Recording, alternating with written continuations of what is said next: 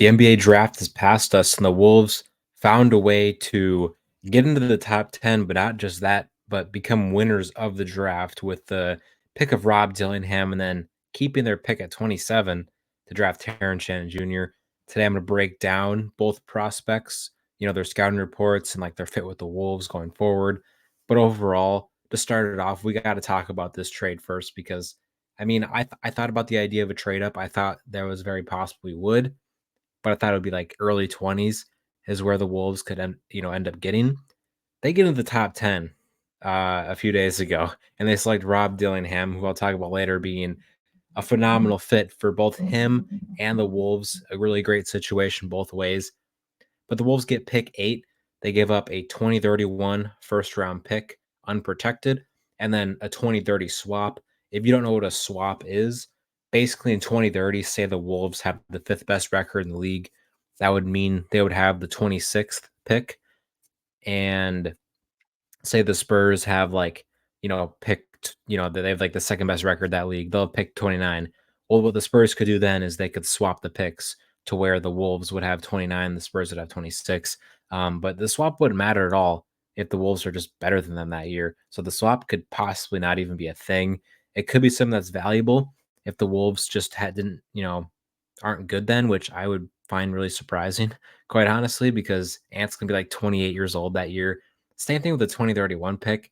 I would be kind of surprised if that's not in the 20s because that is age 29 of Anthony Edwards' career. And that's like prime Ant. That's arguably, I could see a world where he's the best player, if not a top 3 player in the league at that point. So I struggle to see a path to where that would be a great pick for the Spurs. I'm going to move on, though, to talk about just Rob Dillingham in general. And we'll get into why this is a really great fit both ways. And the big thing with Dillingham is he might be the best offensive player in the class. I think he is probably. He was 8th on my pre-draft board, so ideally it was pretty good to get him at 8 overall. If you did have to guarantee me and tell me pre-draft in a hypothetical, where would he be on my board if I knew he was going to Minnesota? I would have had him top 5 because I think the fit is great. The holdback with Dillingham not being in the top 5 before is I can see the worlds where he doesn't turn out to be as good if he's not surrounded by length on a team or good defenders, and his issues get, more exposed because you see the bad here that I have listed. They're all really just relating to him as a defender compared to all the strengths being offensively. So you go to a team that is the best defensive team in the league. You have the reigning defensive player of the year. You have another all NBA defender, and there's a lot of just good defenders all throughout the roster. It feels like a great situation for Dillingham, and it feels like a great situation for the Wolves at the same time. You're getting, I mean, you're talking about a team who made the Western Conference Finals, but throughout the year were pretty consistently a below average offense. The offense was always the issue when it came to, weird regular season losses or, just getting eliminated by Dallas. Like the Wolves overall, especially in the first 4 games against Dallas, defended like, the pick and rolls were hard to defend against them, obviously. That was an issue. We could have mixed up the coverage a little bit there. But like in general, the defense was like nice against Dallas based off of the averages we were giving up. But the offense just was never good. We couldn't close games. And you bring somebody like Rob Dillingham, like Tim Connolly said, a guy who can just go get buckets for you. We kind of lack that other than Ant on the roster. I mean, Jamal Crawford said it best, a top 10 handle in the league day one. Just such a crafty offensive player that can score on all 3 levels, despite being 6'2" in shoes. A guy that's going to be the smallest guy on the court sometimes, if not the second most smallest, all the other times. Like he can pressure the rim, and it's with unbelievable speed, craftiness, and his awesome handle. You're talking about a guy as you look at the stats below. 32 games this year, only started 23 minutes per game. Despite that, 170, I think, shots to the rim throughout the year. So he can score on all 3 levels pretty well. He's a really nice passer. I feel pretty good about him being a, good NBA point guard passer as well. I mean, with the Wolves going forward, he's going to be playing off ball a lot, especially if he, turns into the guy who's your starting point guard, which you would expect him to be after, a year or two or whatever, how long it takes for him to become the starting guard. Like, because Anthony Edwards is going to be on the ball a lot because Anthony Edwards is, an insane basketball player and he should be on the ball a lot. He's going to be one of the better scorers in the league and just one of the best players in the league.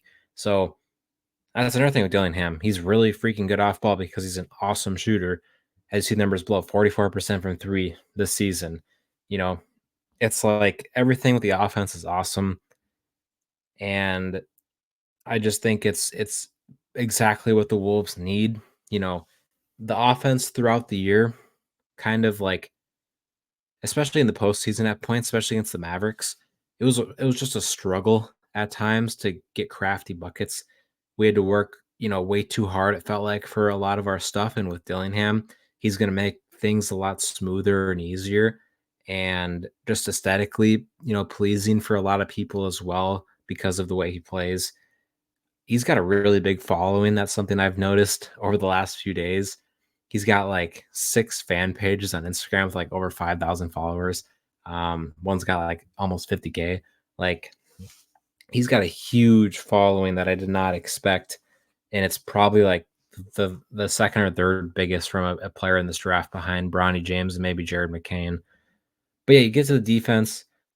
The defense is the bad part with him, and a lot of it's because of the physical traits he provides. Just 164 pounds at the combine, just a little bit above 6'1" without shoes at the combine. So when he's playing 6'2", I see a world and I see a outcome where he's maybe not like a great defender by any means, but like a neutral one. And that's the outcome that I would hope and he's probably hoping to access because he's got nice athleticism.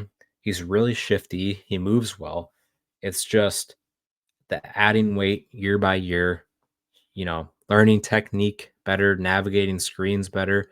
If he can just do those things consistently, adding on to his defensive package over the years, there's a very clear path to him becoming neutral. And then he's just going to be one of the more shifty offensive players in the league, which is not a stretch to say. He is absolutely going to be that. So, it's just a matter of everything translating, like the shot, which I think the shot looks awesome. So I'm not too worried about that. I really believe this dude. Honestly, I was talking with James, who I had on the last podcast about this. I think this takes pressure off Jaden McDaniels, this move up as well, because you think about this team winning a title or wanting to win a title in the next half decade with this core they have.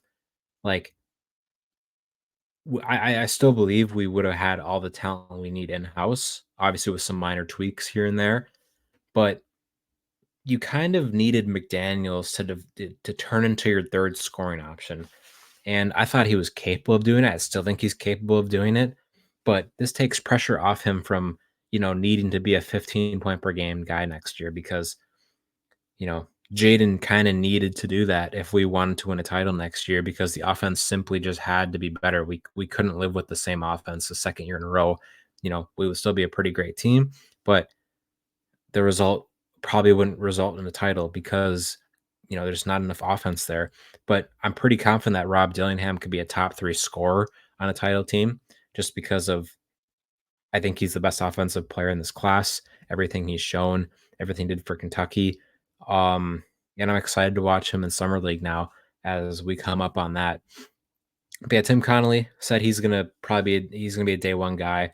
Just not gonna, be a process to where it's like a weird. I was like first when I thought when first before he Connolly was talking about it, I thought there would be like this period where it's like the first 3 games of the year and we got like like McLaughlin or Monte Morris as the backup guard, and it just a weird spot to like why is Dillingham not playing? But it seems like Dillingham's the backup guard day one, and he'll probably start like 15 to 20 games this year.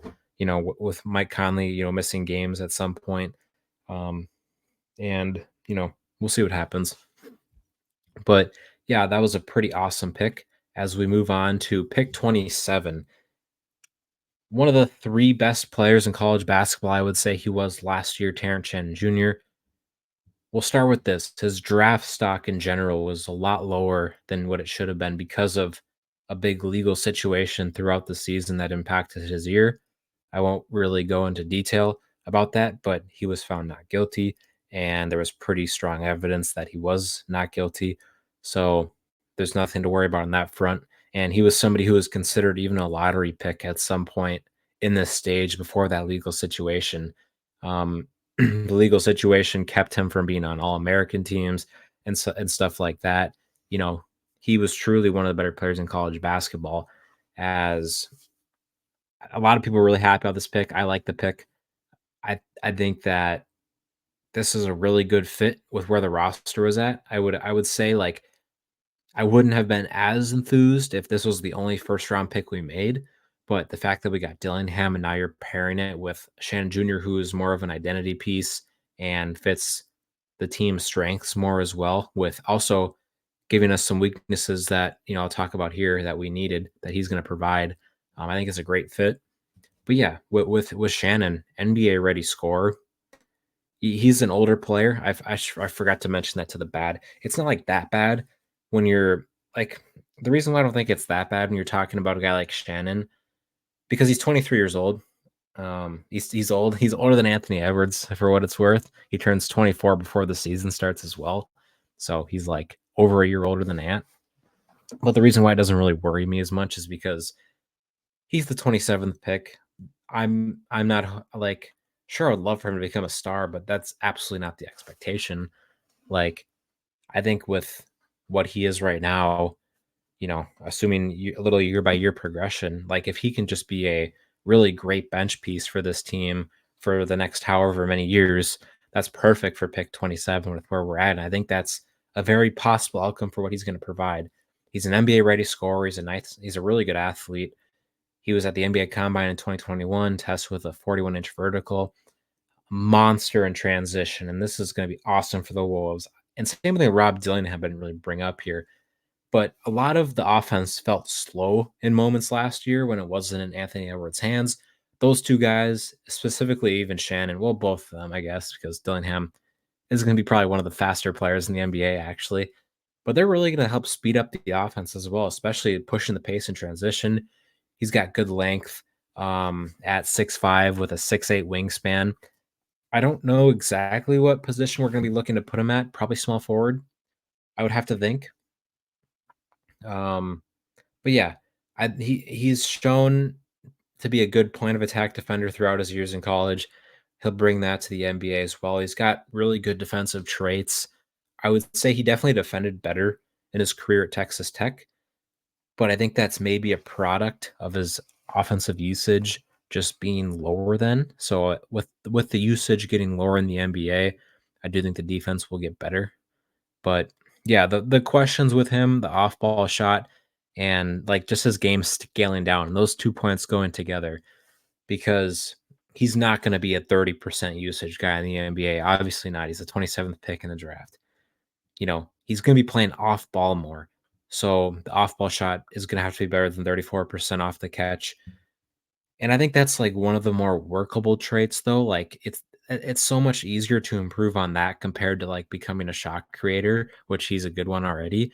So it's not one it's definitely one that I'm like it's notable and he's probably going to struggle at in some aspect early in his career. Maybe he doesn't, we'll see. But that's something you really want him to improve on. And then a lot of his scoring in college, or more than the average, like really good player, came off of just like bully ball and using his athleticism and strength, to his advantage against all these smaller players. Like that doesn't work as much in the NBA as we know. There's only a few players that can really actually do that. Those being like a Giannis or like a Zion, like those types of players, I guess, that are just like freak athletes, which Shannon isn't like a freak athlete. He's like a B plus athlete, I would label him as, which is good. Like that's not a bad thing at all. But that's something to look at. Um, but yeah, I for these two guys, I'm interested in as I'll go back to the Rob Dillingham slide, where do they fit in the rotation? Obviously, I just said Dillingham. He's going to be the backup guard day one. I feel really confident in that. So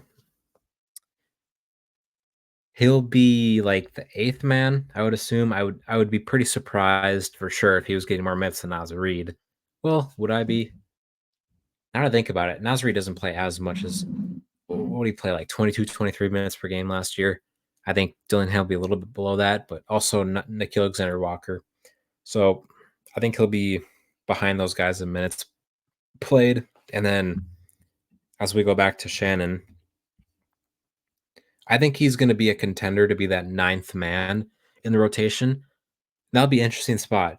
Like if the Wolves just straight up bring back Kyle Anderson tomorrow, because by the way, free agency is tomorrow. It starts at um like 5 p.m. Central, even though we could have been talking with Kyle already at this point, obviously. But um he'll be in, like Shannon Jr. will be in contention for that ninth spot in the rotation. If Kyle's back, he'll get the ninth spot. But if Kyle doesn't come back, I think it's going to be between Shannon, Miller, maybe Minot's in the conversation if he has a great summer league and training camp. But I'm a little hesitant on that. And yeah, I mean, we'll see what happens. I would assume the front runner to get that would probably be Leonard Miller, but I don't know. I think the Wolves could experiment and just play a little bit more 10-man rotation games this year, just because of the fact that you're coming off a deep playoff run. Maybe at the start of the year, you don't want to play your best players besides Anthony Edwards, you know, as much as you usually would, maybe like a minute or 2 or 3 minutes slower than average. I don't know. But we'll see. Maybe it's a matchup dependent thing. Maybe if we're playing a bigger team, you play Miller. And then if you're playing a smaller team who's got a lot of guards, then you're playing Shannon. I don't know. We'll see how that goes. It could be a case by case situation. But I'm excited to see how it unfolds. I'm super excited to see how Summer League goes because the Wolves have an awesome, awesome Summer League team this year. I should probably pull it up on my phone if I can. But off the top of my head, I do remember that Shannon's on that roster. Dillingham's on that roster, Miller's on that roster, Minot's on that roster. Jalen Clark, who I'm really excited to watch this year, is on that roster as well. And I know we did sign some other players for that. I'm sure the guy we got on a two-way contract is going to be on that as well. I can't find it, but I know Tyler Wall from Wisconsin, who was an undrafted free agent.